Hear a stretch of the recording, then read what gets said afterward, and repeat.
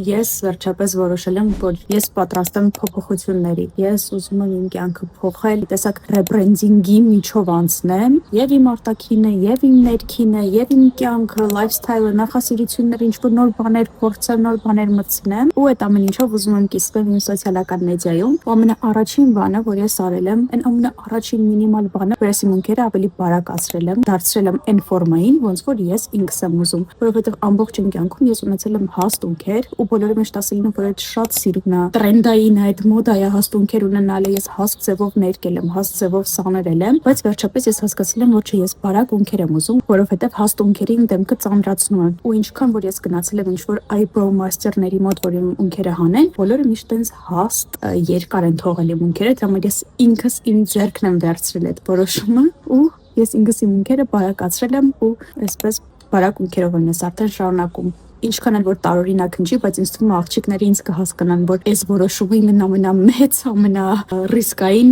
առաջին քայլն էր մեծ փոփոխությունների։